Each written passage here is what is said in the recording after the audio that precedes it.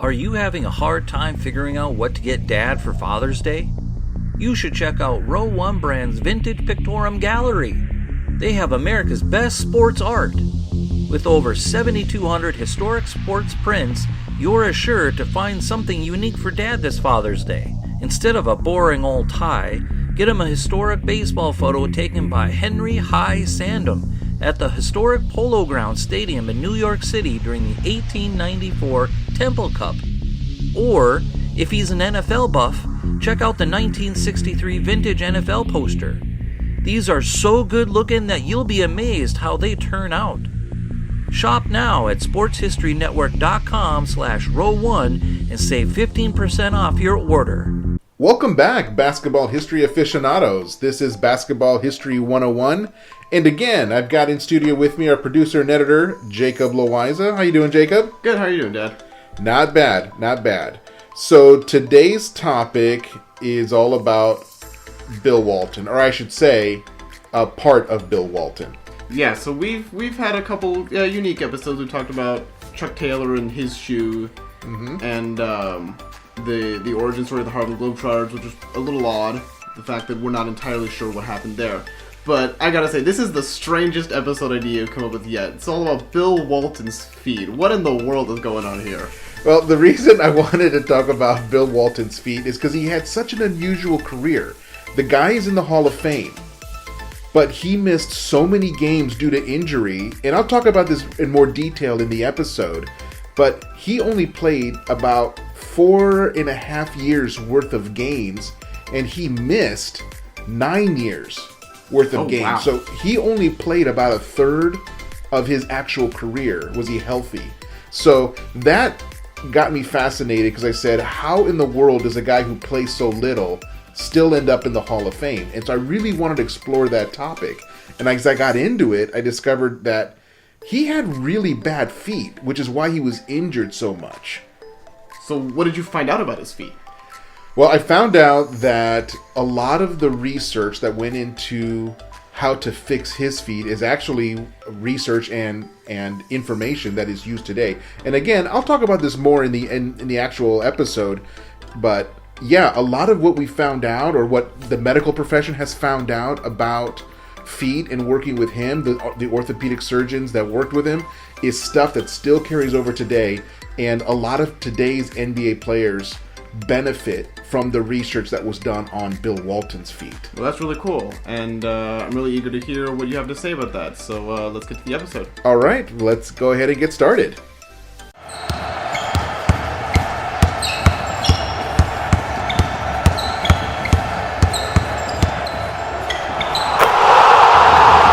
This is Basketball History 101 with Rick Loayza. Welcome back to the podcast where we bring to life some of the forgotten stories from basketball history. The topic of today's episode all started with a question that I've had stuck in my mind since I was a teenager.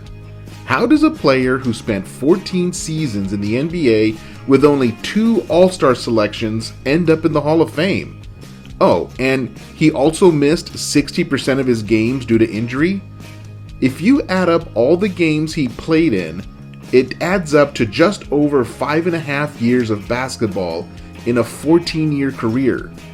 That means that he got paid for 8.5 years worth of games that he didn't even play in. This is the story of Bill Walton's feet.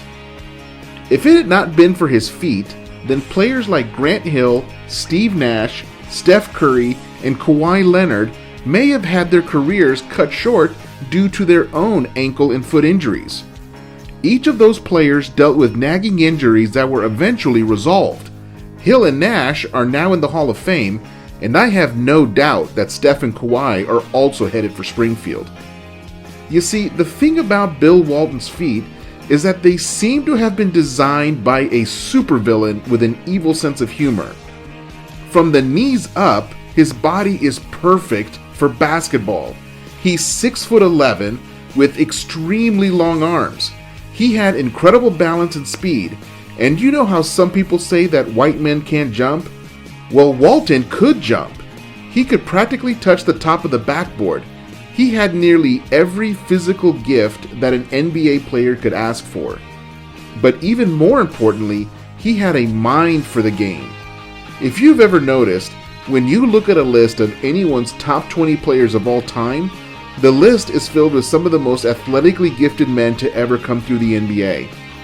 But if you put together a list of the top 20 smartest players to ever play, it's virtually the same list, with just a few exceptions.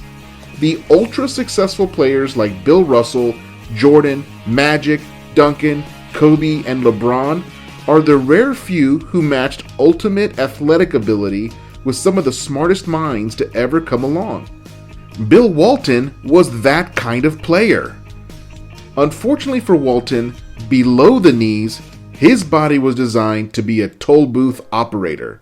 When most people go jogging, the first part of the foot to hit the ground is the heel. The impact is then absorbed by the combination of muscles, tendons, and ligaments. And in most cases, everything is fine. But Walton's heels don't flex the way they're supposed to. Some of the tendons are simply too short. It's like stringing a bow with a string that just isn't long enough. It puts too much stress on the bow. In Walton's case, all of the impact from running went straight into the bones of his feet. It caused his bones to grind against each other in a very unnatural way. He was literally wearing down his bones with each step and jump that he took. And he took a lot. He put his body through countless training sessions and games, starting at the age of 8 until he was 36 years old when he played his final season for the Boston Celtics. And what's so odd about this is that the condition is not hereditary. Nobody else in his family has this issue. His older brother Bruce was also a professional athlete. He played offensive line for the Dallas Cowboys. Walton would have over 30 surgeries over the course of his professional career. And stress fractures were not really well understood in the 1970s. Many of the procedures he went through were experimental. A ton of orthopedic knowledge about the foot and the ankle were gained from working on Walton's feet. Much of the medical knowledge used to treat players today come from the case studies of Bill Walton back in the 1970s and 80s. I could argue that Walton's feet should have their own place in the Hall of Fame as contributors to the game of basketball. Players today now recover more often and more quickly from similar issues, and many go on to have full careers. But let's talk about Bill Walton himself. He was raised in San Diego, California by very academic parents. They had no TV in the house, and they listened almost exclusively to classical music, and were constantly reading highly intellectual works. Athletes, they were not. They could not understand why their kids wanted to go outside and play sports all the time. To the parents, it seemed so trivial. Why not come inside and read the works of Socrates or listen to Mozart? But little Bill Walton just fell in love with the game of basketball and felt its calling on his life. If you listen to him in interviews, he talks about the game of basketball in almost spiritual terms. He wanted nothing else but to grow up and be a professional basketball player. It gave him a joy like nothing else. He once went to a basketball camp in 6th grade where John Wooden was a guest speaker, and he knew right then that he wanted to go to UCLA and play for Coach Wooden. At the time of this camp, Wooden had yet to win his first championship. Walton just really liked the passion that Wooden spoke with when talking about this amazing game. Walton himself would end up playing at Helix High School in San Diego, and he won a championship there alongside his older brother Bruce. When Bruce graduated, Bill won a couple of more championships as the new leader of the team. Walton was recruited by every school in the country. He could go anywhere he wanted. As he would pore over these recruiting letters from schools offering guaranteed starting spots or money under the table, he would dump those letters in the trash and remove those schools from consideration. Any school offering him money illegally was not a place that he wanted to go to. He continued to annihilate Southern California high school basketball and was contacted by Denny Crum, who was still an assistant at UCLA under John Wooden. Crum came to see him play many times. However, Wooden has a general policy of never going to scout players in person. That was the job of the assistants. But in Walton's case, Crum convinced Wooden that he should make an exception in this case. So Wooden came to see Walton play and then later visited with the Walton family in their home. Wooden told Bill that he was not there to convince any player to come to UCLA. He only wanted players who already wanted to come to UCLA. And Wooden would not be guaranteeing anything to anybody. Playing time at UCLA is earned. This is exactly what Walton wanted to hear. At the time that Wooden sat in his living room, he had already won 5 championships, and in just a few weeks later, he would win his 6th. And it also didn't hurt that Walton's big brother Bruce was already playing on the football team at UCLA. It would be nice for Bill to be able to see his brother more often. And while at UCLA, he had one of the most successful college careers ever. He won the Naismith National Player of the Year award 3 times. The only reason he didn't win it 4 times was that at the time, freshmen were not eligible to play on the varsity. So he had to watch from the stands as the older players won the 7th national championship for UCLA. But after that, Walton was able to join the varsity and help them win their 8th and 9th national championship. He was the obvious choice with the number 1 pick in the draft held by the Portland Trail Blazers. And that's when the stress fracture started. He only played in 35 games as a rookie, and it wouldn't get much better after that. But in 1977, his feet held up pretty well. He played in 65 games and the entire playoffs as he led the team over the Philadelphia 76ers to win Portland's first and only NBA championship. He took home the Finals MVP award and had one of the greatest single seasons in NBA history. His specialty was the outlet pass. He was an incredible rebounder and would often grab the ball off the glass and turn in one motion. He would then fire the ball out like a bullet. All of his teammates already knew that as soon as it looked like Walton had the rebound, to start sprinting down court and Walton would find you. But with each step and jump, he continued to wear down the bones in his feet. Then he began to bounce around the league a bit. He was moved to the San Diego Clippers, which was really more of a favor to him, so that way he could play in his hometown. But the team was awful, and Walton sat on the bench in street clothes way more often than he was there in a uniform. He subjected himself to surgery after surgery in a desperate attempt to finally fix his feet so that he could play the game that he loved at the level he knew he was capable of playing. In 1985, there was a chance for him to go to the Celtics and join Larry Bird, but he was under no illusions that he would become the star there. He knew that he was going to be playing as a role player. He even had a sit-down conversation with Robert Parrish, who was the Celtics all-star center, and Walton told him that he was the starter and that Walton was there to be the backup and just do whatever he could for the team. According to Walton, this was his single favorite year of NBA basketball. Every single player on the team was focused on winning a championship. Any individual awards were of secondary importance. His feet held up magnificently. He played 80 out of 82 games that year, the most in his entire career. And the Celtics steamrolled their way to a 16th championship in their team's history, and the second championship for Walton personally. And he earned his spot as a true Celtic.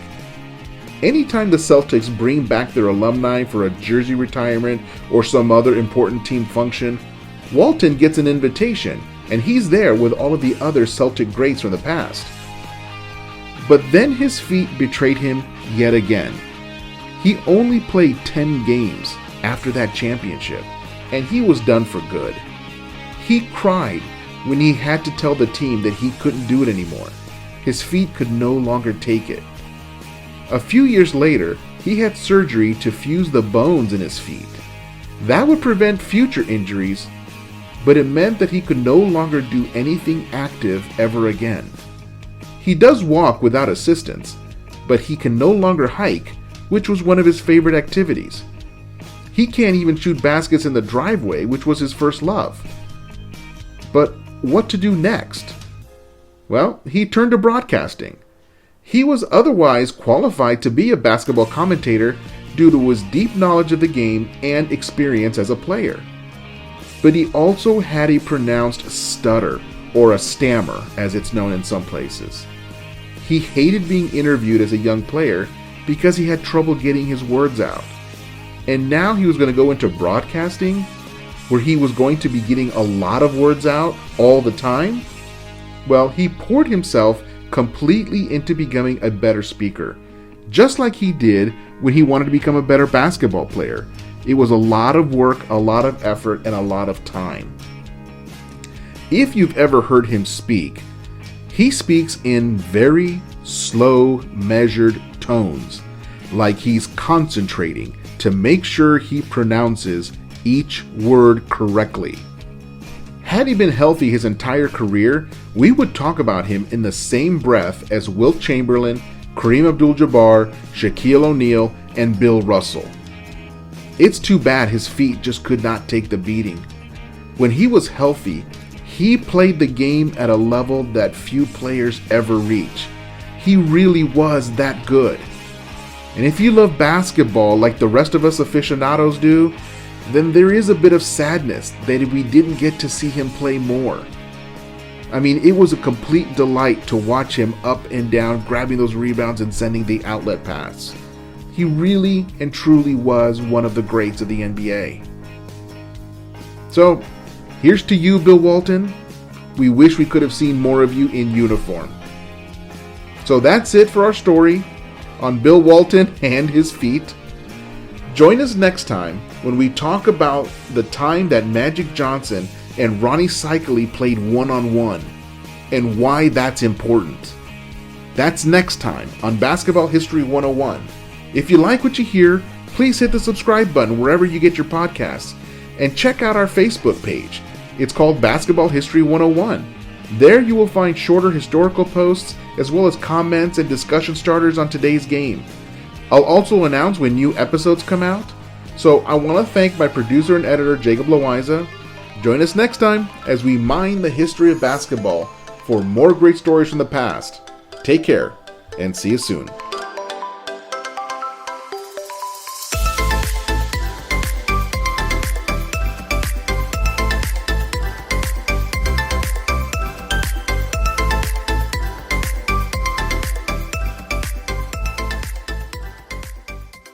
We here at the Sports History Network proudly partner with 26 podcasts, all revolving around the history of sports.